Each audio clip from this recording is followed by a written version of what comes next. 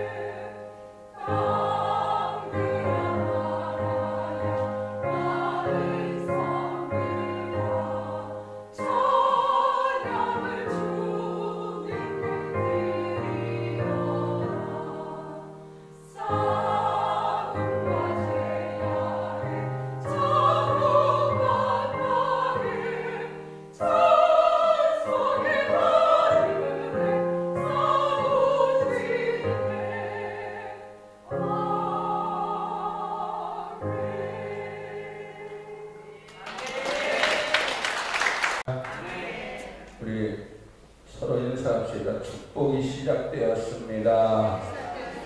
축복이 시작되었습니다. 앞뒷번에도 축복이 시작되었습니다. 오늘 아침에 기도한 거는 아닌데 샤워하려고 하는데 갑자기 주님이 말씀을 탁 주셔요. 영광교회 이제 영광이 시작되었다.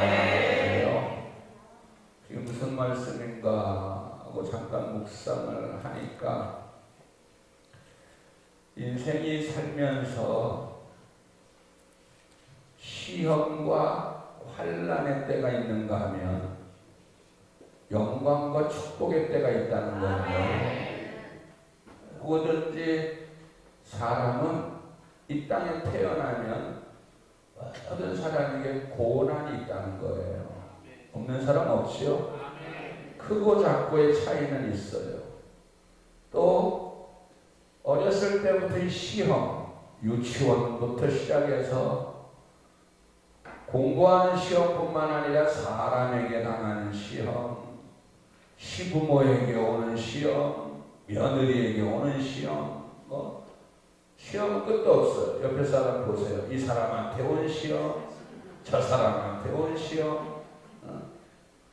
그러니까 시험과 고난, 영광과 축복이라는 말은 평생을, 인생은 누구나 접하는 말씀이에요.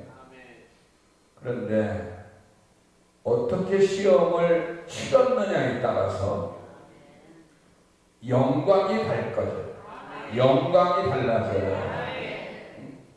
어떻게 고난을 받았느냐에 따라서 축복이 달라져요. 할렐루야. 2016년도에 우리 영광교회에 엄청난 태풍이 불었어요. 그거는 아마 저 7호 태풍, 8호 태풍은 비교가 안 되는 영광교회에 당한 태풍 아시죠? 저에게도 인생 최고의 큰 태풍이 닥쳤어요. 거기 날아가서 죽는 줄 알았어요. 악몽 중에 악몽이야. 이런 일도 있구나 살면서. 상상할 수 없는 태풍이 닥쳤는데 오늘 말씀드린 대로 주님께서 7년 환란이 끝나고 성경적이죠. 요셉의 삶에도 7년 풍년의 때가 있고 7년 흉년의 때가 있어요. 인생은 누구나 고난의 때가 있고 또 영광의 때가 있어요. 망한 사람들이 하는 말 중에 이런 말이 있어요. 목사님, 제가 그때 잘 나갈 때 계속 잘 나갈 줄 알았어요. 우리 친구 중에도 나한테 저 목사, 내가 그때 돈 벌 때 계속 벌릴 줄 알았어. 근데 그게 어느 날 딱 멈추더라는 거예요. 공감이 가면 아멘 하세요. 그런 슬픈 눈으로 보지 말고 새 청년들 살다 보면 그렇죠. 막 장사가 잘 될 것 같아. 계속 잘 되는 줄 알았는데 어느 날 싹 우리 한국이 이번에 코로나로 한번 엄청 맞았잖아요. 세계가 다 맞았어요. 그런데 그거를 버티고 이긴 사람은 이렇게 얘기해요. 나 복 받았어. 나 승리했어. 나 축복 받았어. 우린 지금 그 말을 하는 거예요. 주님께서 그 말씀을 저에게 7년 동안의 시험은 그야말로 우리 영광교회는 대환란이었어요. 내 인생에도 최고예요. 저도 어렸을 때부터 좋은 아버지 밑에서 산전수전을 다 겪으면서 살아서 죽음을 두려워하지 않았어요. 어렸을 때부터 저는 죽음을 별로 그렇게 무서워해 본 적이 없어요. 그런데 이번 시험은 죽음보다 더 큰 시험이 오더라고요. 그런 얘기 알죠? 죽는 것보다도 더 힘든다고. 인생 살다 보면 그럴 때가 있어요. 그런데 그 시험은 내가 잘나서 이기는 게 아니고 버티는 거예요. 우리 그 한참 때가 고통 중에 있을 때 저 앞에 있는 우리 소정이라는 우리 딸이 저에게 보낸 편지 중에 지금 벌써 이게 7년이 다 됐어요. 끝이 없을 것 같은 모든 일들이 끝이 되는 날, 그 후에는 영광의 날이 오리라. 어린아이가 7년 전에, 지금은 이제 성숙한 아가씨가 됐지만 7년 전에 이 글을 끝이 없을 것 같은 시험이, 본인에게도 얼마나 시험이 컸겠어요. 사랑했던 목사님이 그 엄청난 교회 어려움이 오니까 끝이 없을 것 같은데, 근데 이거 사람이 쓴 글이 아니더라고. 그날은 반드시 끝이 온다는 거예요. 시험은 반드시 끝이 와요. 고난도 끝이 와요. 그런데 그 후에는 영광이 시작되는 거예요. 바로 오늘부터 하나님은 이렇게 말씀하셨어요. 내가 오늘부터 7년 동안 영광께 복을 쏟아 부어주리라. 그거 아시죠? 7년 동안 받은 고난 상상하기 어려운 거예요. 살아있다는 것. 오늘 우리 큰 누님이 저를 보고 얼굴 좋다고, 우리 목사님 얼굴 좋아서 너무 좋다고. 그렇죠. 그 시험을 겪은 사람의 얼굴이 아니잖아요. 주님의 은혜지요. 우리 성도들도 옆에 사람들 얼굴 좋습니다 얘기해 주세요. 얼굴 참 좋습니다. 당신이 시험 겪던 사람 맞아? 전국의 목사님들, 성도들이 최고의 관심은 우리 교회 설교에 관심이 있는 게 아니고 얼굴에 관심이 있어요. 저 축상을 하고 있어야 되는데. 근데 여러분, 하나님이 주신 시험은 축상할 일이 없어요. 도저히 해결할 것 같을 수 없어도 하나님은 해결해 주셔요. 웃을 수 없는 상황인데 웃게 해 주셔요. 감사할 수 없는 상황인데 감사하게 해 주셔요. 따져보니까 그 말씀 딱 떠올라서 많이 응답들 듣죠. 샤워하다가 뭐하다가 속에서 말씀이 탁 떠오르는 거. 성령의 말씀 16, 17, 18, 19, 20 딱 7년이 끝났어. 올해가 23년이에요.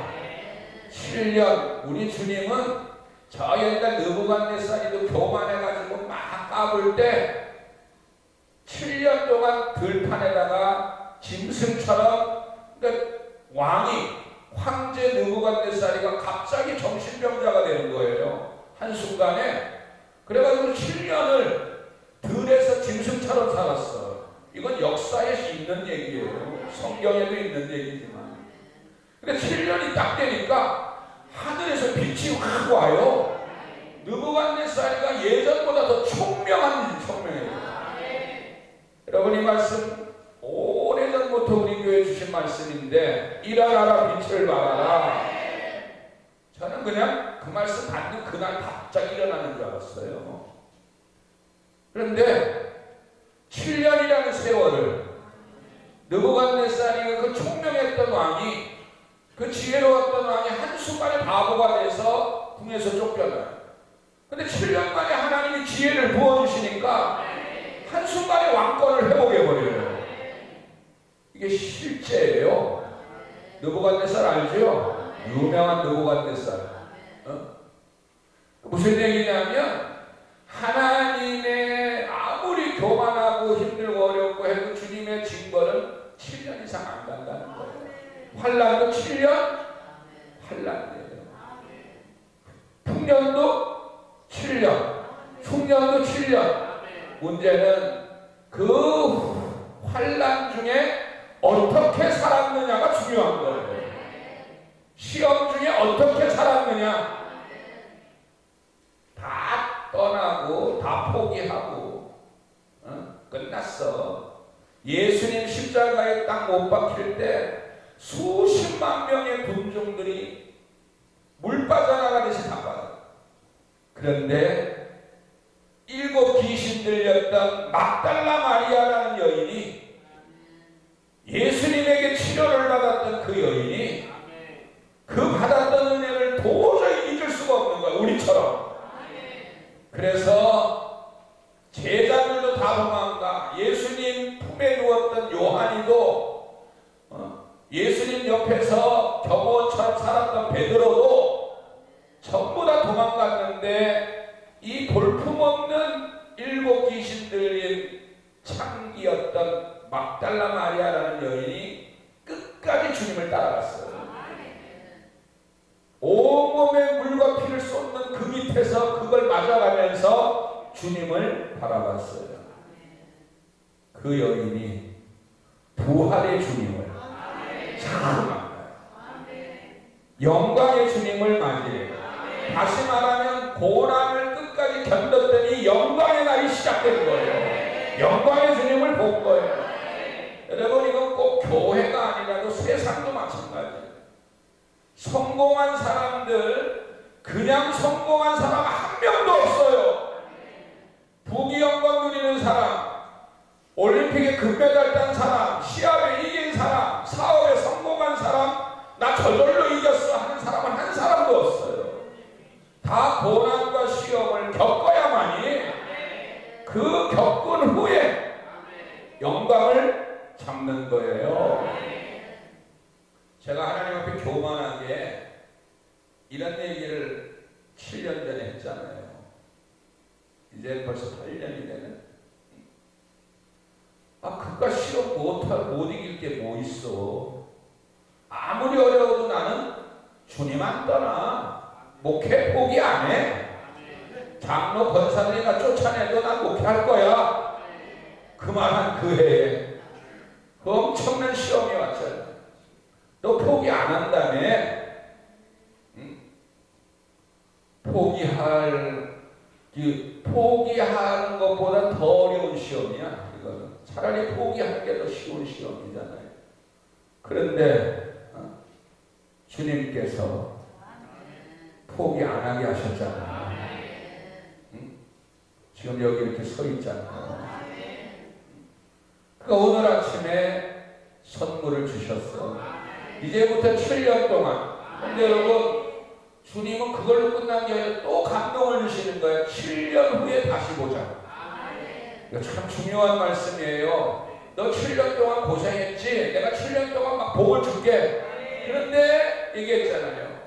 복은 계속 오는 게 아니라는 얘기예요. 그 복이 왔을 때 어떻게 하느냐?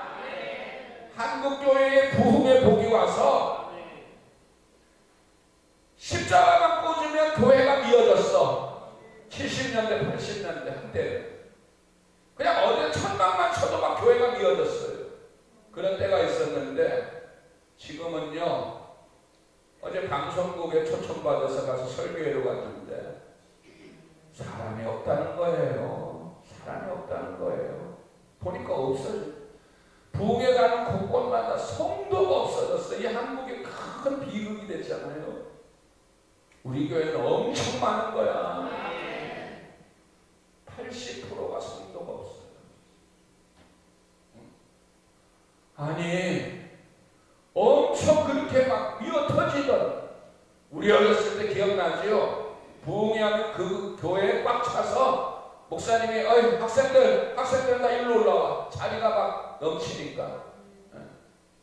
그런데 그게 어느 날 딱 멈췄어요. 지금은 하루 종일 외치고 예수님이라 그래도 쳐다도 안 보는 그런. 그러니까 한국교회가 그냥 계속 부흥될 줄 알았어요. 아까 말씀드린 대로 사업 잘 되는 사람이 계속 잘 되는 줄 알지만 어느 날 멈춰. 여러분 중요한 건 바로 그거예요. 시험 받을 때 어떻게 살았느냐에 따라서 영광이 임해. 영광 받을 때 어떻게 살았느냐에 따라 더 큰 영광이 임하든지 아니면 그걸로 끝나든지.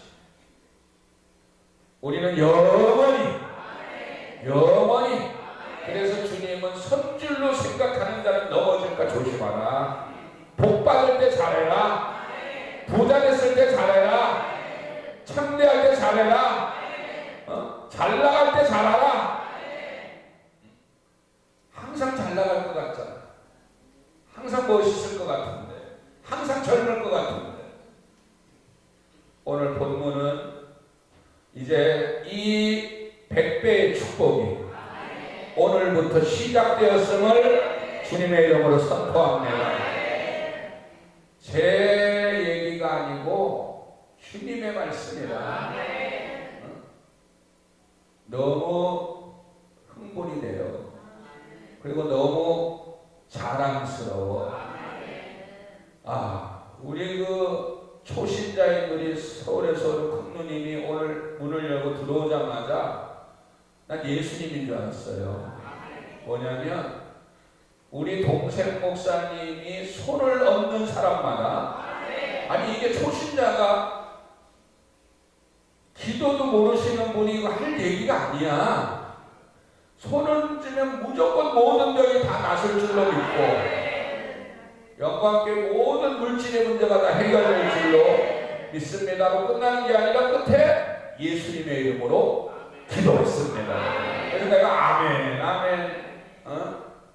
하나님은 봐요. 믿음 좋고 장로님이 오셔서 그런 얘기하면 장로님이니까. 그런데 기도도 잘 모르시는, 기도를 어떻게 해야 되는지도 모르시는 분의 입에서 나오는 것은 아침에 받은 나의 주님의 약속이 하나님은 반드시 증인을 세우거든.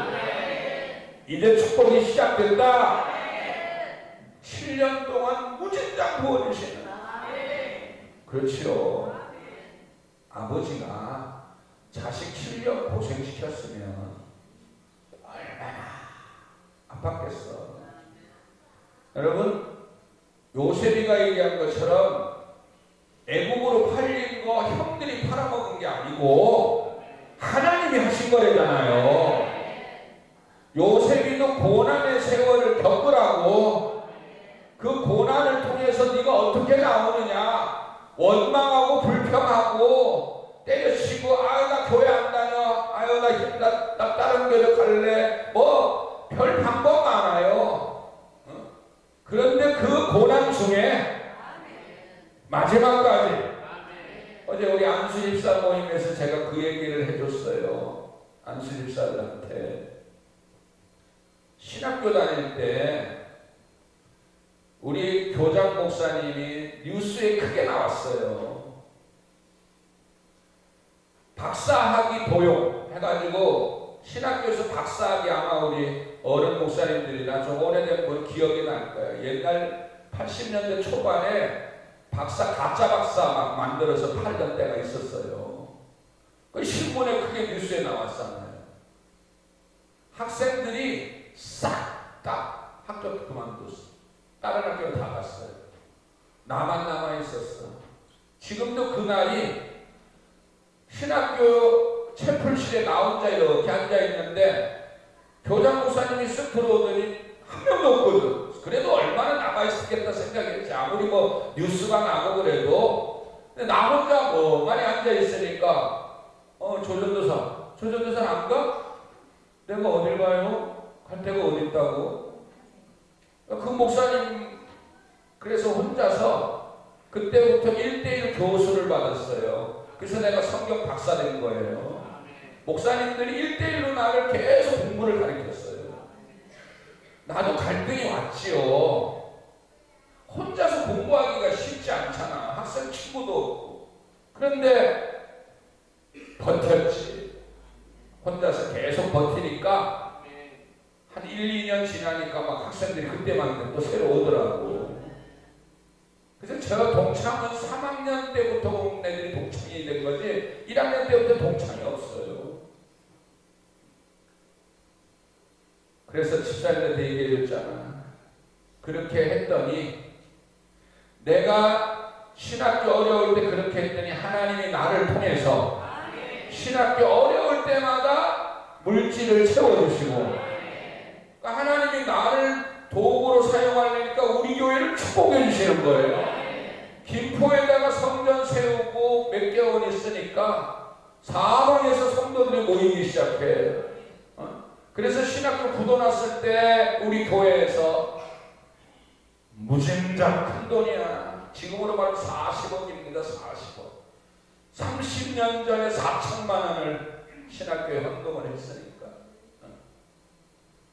하나님은 학교 어려울 때마다 나를 통해서, 왜? 네가 버티고 있었잖아.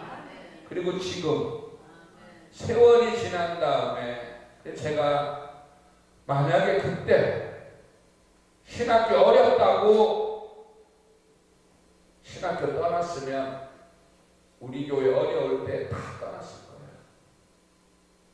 거예요. 내가 그때 버텼더니 하나님이 우리 성도들을 버티게 해주셨어요. 그러니 사람이 떠날 때는 잘 됐을 때 떠나야지. 부부지간에도 남편 잘 나갈 때 떠나고 싶으면, 이혼하고 싶으면 그때 이혼하고, 남편 어려워서 사업 어렵고 힘든데 어려우니까 헤어지자, 이거 여자도 아니에요. 사람 저 별이보다도 못합니다. 개만도 못합니다. 있어야 줘야 될 때는 어려울 때 있어줘야 돼요. 아내가 어려울 때, 남편이 어려울 때, 형제가 어려울 때, 그때 있어줘야 형제지, 가족이지.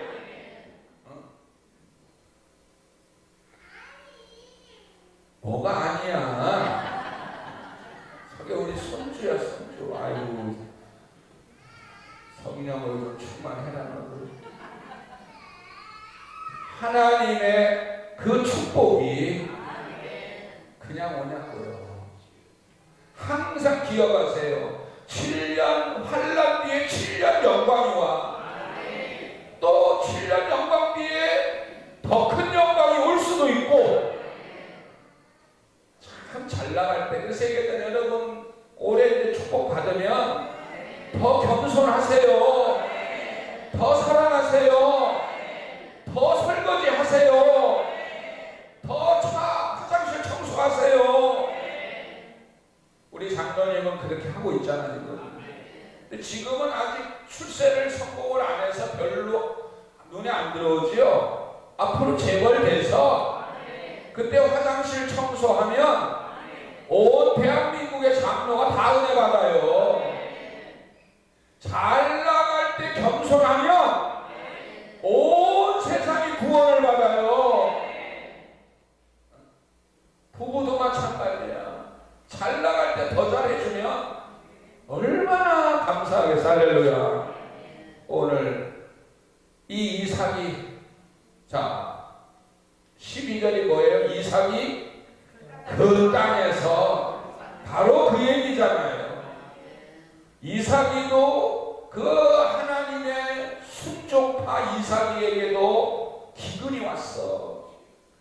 얘기했잖아요. 사람에 따라 큰 기근, 작은 기근, 큰 시험, 작은 시험 다 다르지만 누구에게나 아브라함 때도 시험이 왔고 믿음의 조상 아브라함도 시험 받았고 그 아들 이삭이도 지금 시험이 왔는데 갑자기 기근이 들린 거예요. 그 기근은 지금 저기서는 농사의 기근, 완전히 비 한 방울 내리지 않는 그런 땅이 재난이 시작된 거예요. 그래서 다 다른 데 가서 농사 지려고 다 떠나서 이삭이도 보따리 싸들고 가려고 그러니까 주님이 가지마. 너 그 땅에 있어.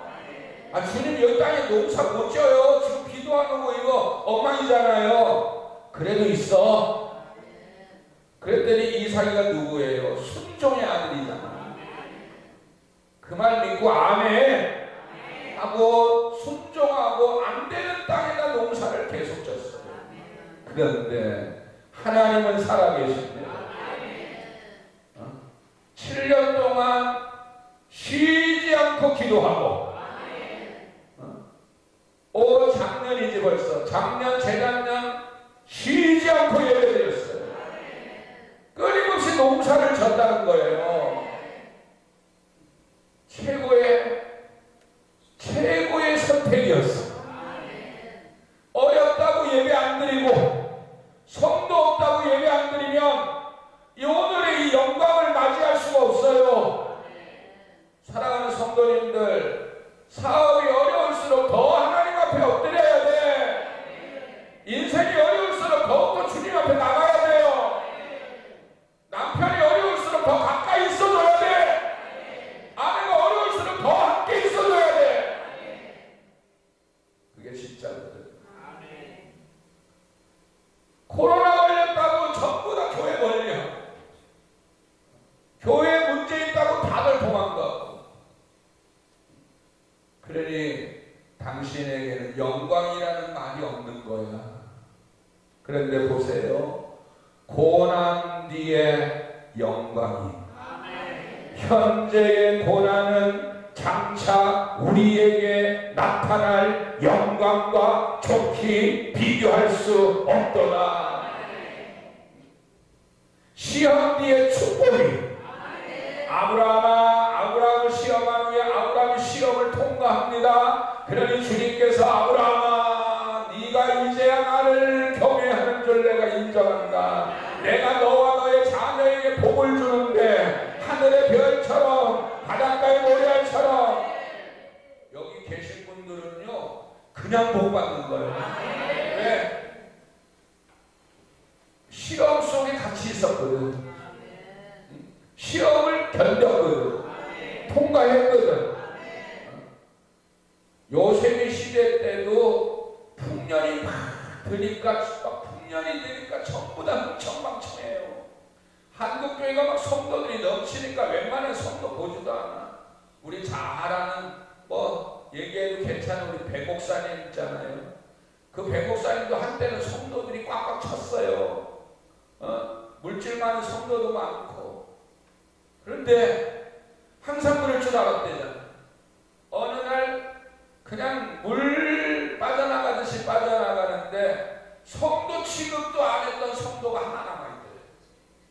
그런데요, 지금도 그 성도가 그 자리를 지키고, 목사님 어려울 때마다 물질이든 뭐든 다 옷부터 다 사서, 그냥 성도 많을 때는 눈에도 안 들어왔던 사람이 지금은 다 떠나고 그 혼자 남았는데 그 사람이 일당 100을 감당한다는 거예요.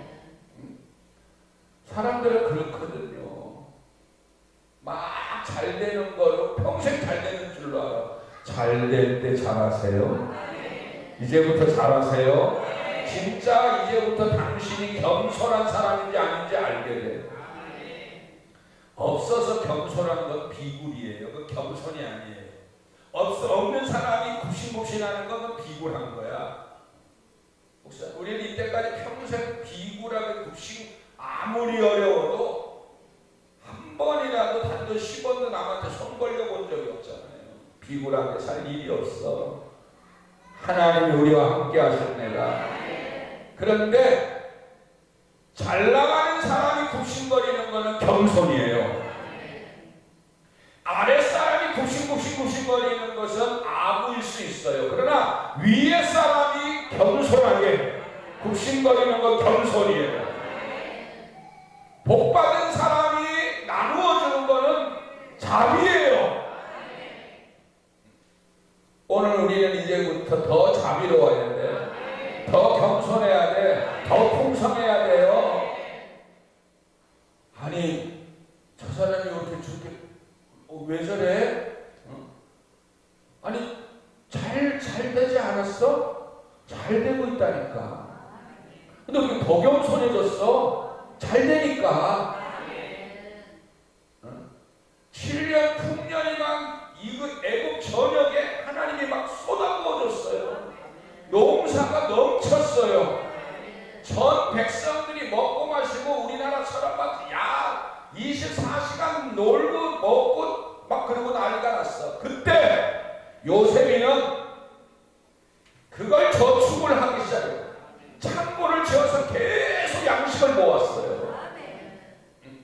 7년이 지나는 1월 1일 딱 되니까 갑자기 기온이 바뀌기 시작해요. 천재지변이 일어나는 거예요. 그 농사 잘 되던 땅이 갑자기 변화가 일어나요. 아유, 하루 이틀 가다 말겠지 뭐. 코로나 하루 이틀 가다가 말겠지 뭐. 우리나라 사람 아주 저 북한 비행기가 왔다 갔다 해도 아이고 그러다가 말겠지 뭐. 아주 그냥 이제 면역이 됐어요. 정신 차리라고. 하나님이 한국교회 정신 차리라고.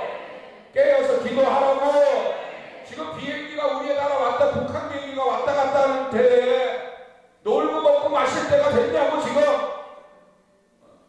예배 안 드리고 주일날 성도들이 밖으로 쏟아질 때가 됐냐고. 지금 더 엎드리라고 와서 하나님한테 기도하라고. 그래도 저 인생은 깨닫지를 못해.